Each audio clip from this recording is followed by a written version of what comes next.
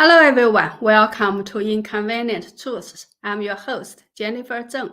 In the past few days, the entire world has been watching closely what has been happening at the CCP's 20th National Congress, whether Xi Jinping will successfully become the people's leader for life, who will enter the new standing committee of the CCP's Politburo, and how all this will affect the world. So today I'll briefly talk about my insights on these issues. First of all, will Xi Jinping retain all his power? People say one picture is worth 1,000 words. Let's see this picture. When I shared this picture several days ago, I said this, introducing new era of Xi Jinping. This is what they call everything is decided by the one. In Chinese, it's 定于一尊. For people who have always been saying that Xi will gain his third term, this is nothing new. What's interesting is a Chinese language YouTuber who has been the main force to promote heavily the concept of the so-called 习下礼上, which literally means Xi Jinping down and Li Keqiang up, and who had always maintained that Xi Jinping would be replaced by Li Keqiang, also admitted in his latest show that Xi Jinping had won the battle. The Chinese language YouTuber also said that according to his source in China, all the CCP retired seniors in the so-called Standing Committee of the Presidium of the 20th National Congress were controlled by the Special Service Bureau of the CCP's Ministry of Public Security and were not allowed to attend the meetings, so they couldn't do anything.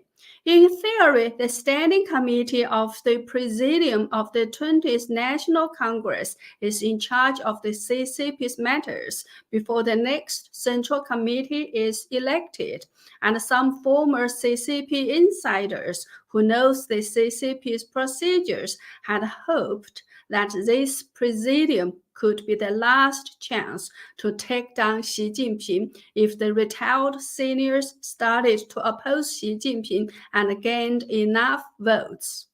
Now, the problem is, these seniors even couldn't attend the meetings as they were controlled by the Special Service Bureau of CCP Police.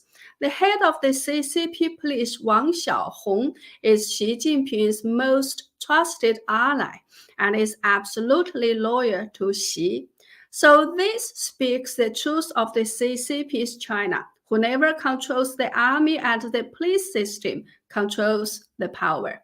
So for now, Xi Jinping is still in charge and in control, as he has controlled the army and the police system. Now, the next question is, what are the takeaways from Xi Jinping's report?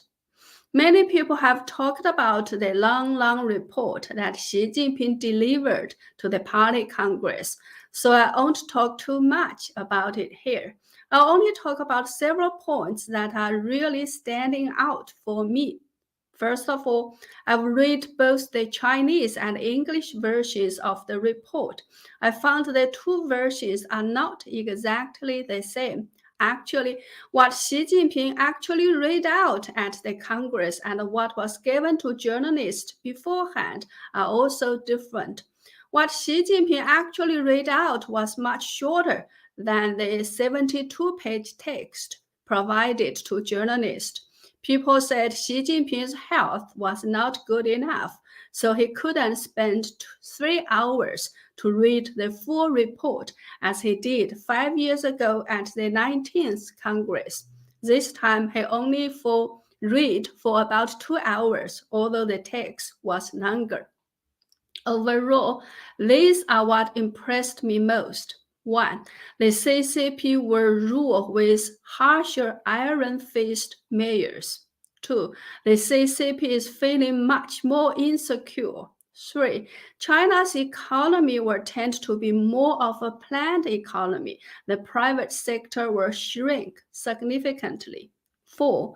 Under the banner of common prosperity and the newly crafted term well-regulated income distribution and the means of accumulating wealth, the CCP might launch a new round of land reform or joint state-private ownership that were adopted before and right after the CCP grabbed its power in China. During the land reform or joint state-private ownership movement, the property of all landowners in the countryside and almost every private business owner in the city were robbed by the CCP. When the time is ripe, the CCP might rob again. 5. Xi Jinping has set forth quite a number of new terms and concepts in his work report. One example is the Chinesization of Marxism, 马克思主义中国化. The official translation for this phrase is adapting Marxism to the Chinese context. But I personally believe the Chinesization of Marxism is a more appropriate translation. I know there's no such a word as Chinesization in English, but as the Chinese term is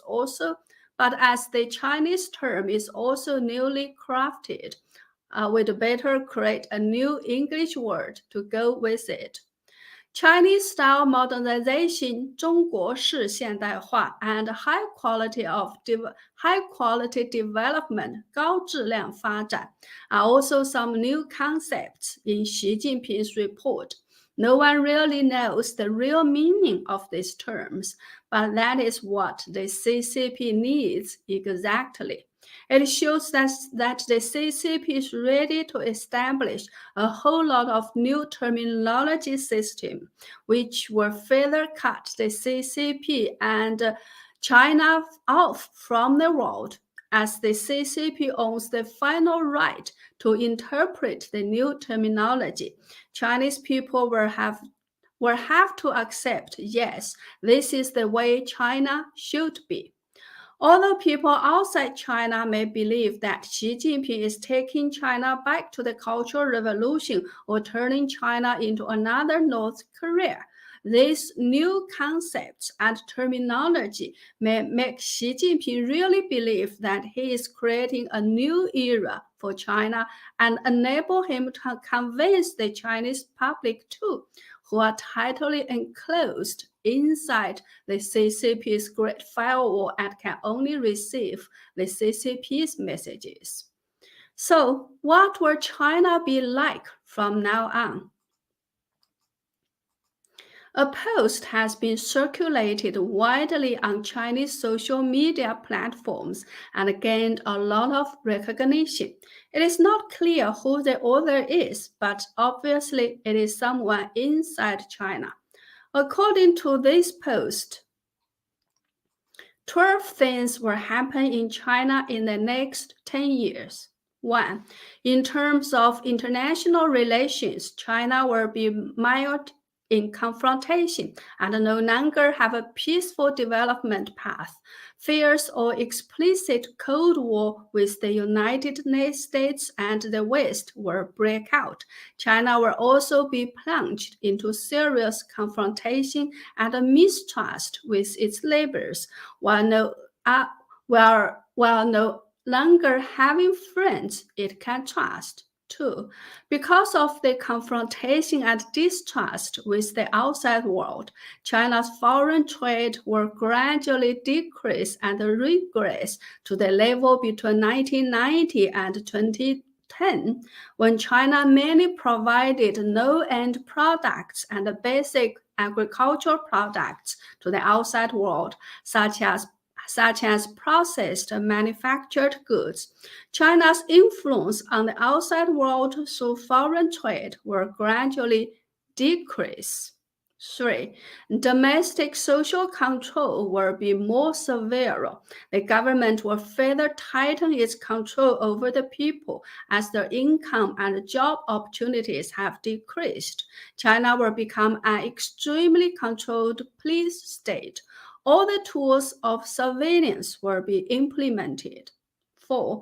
The entire society will become more and more depressed and lose vitality and hope. The unemployment rate will be high with no good jobs for young people. The welfare benefits for the elderly can enjoy will become less.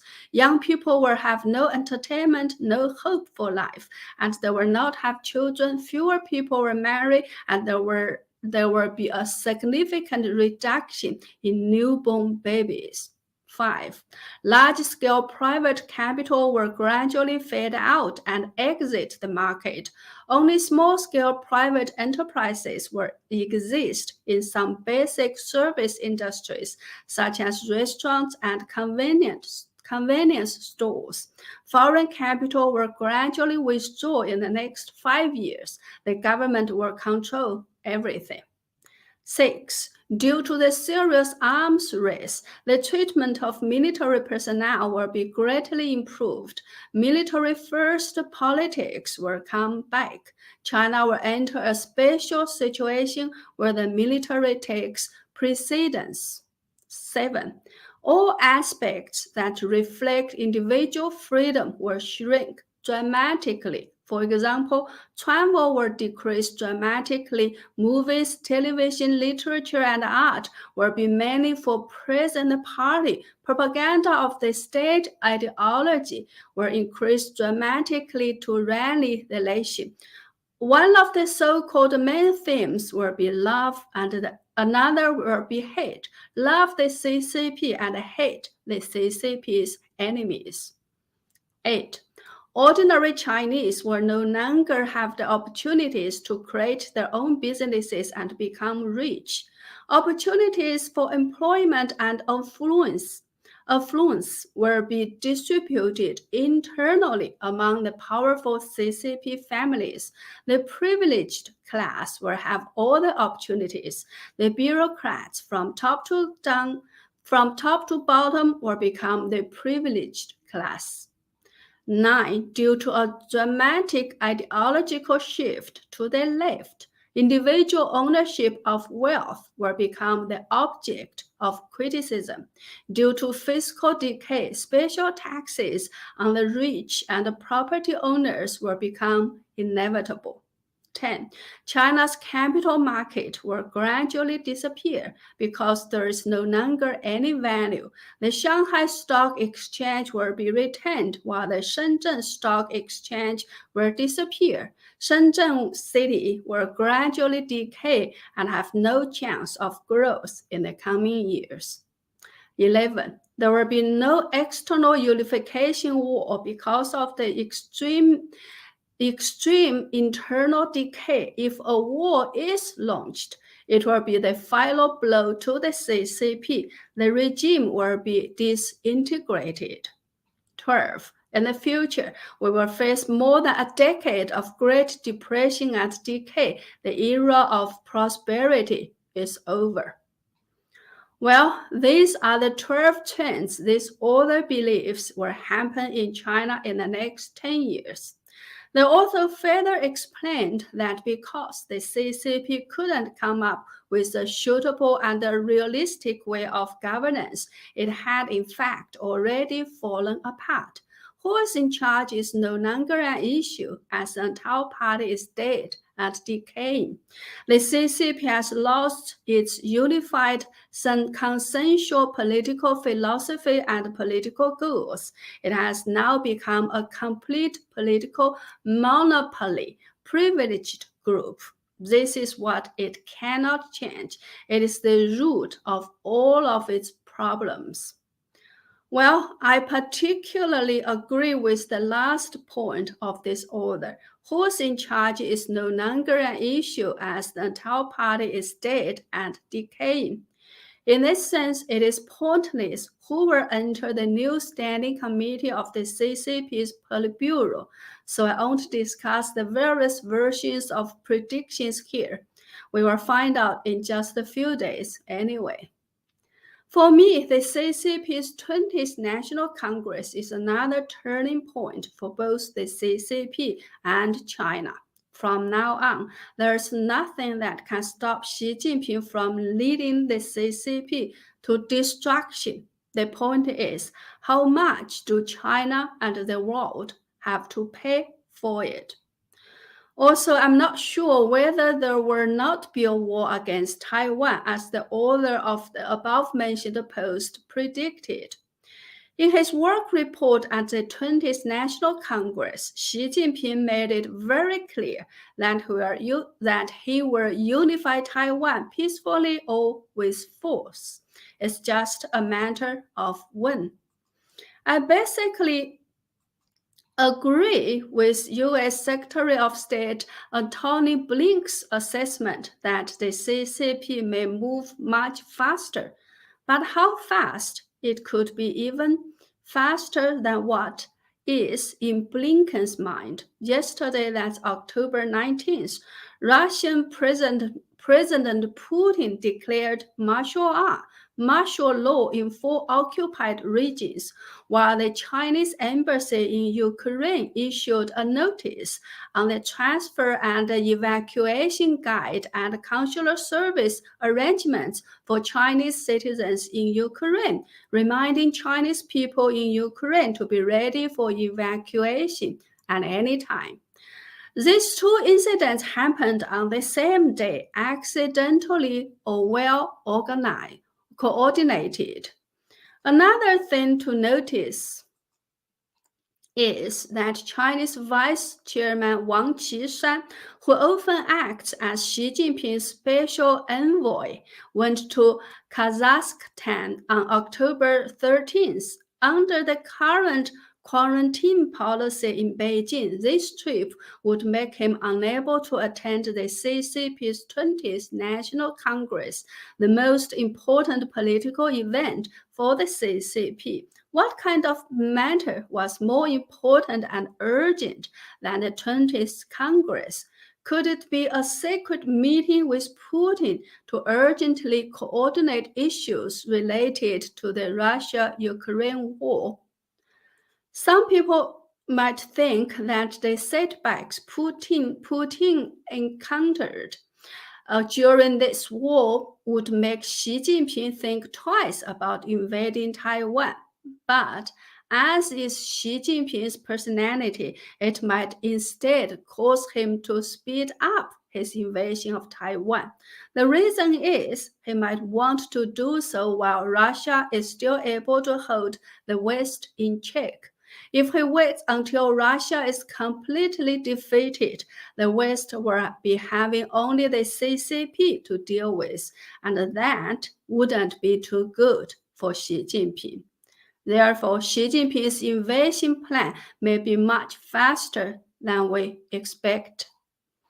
Well, that's all for today. Thank you so much for watching. If you are new here, please do subscribe to my channel. If you're already subscribed, please like and share my content and check if you are still subscribed.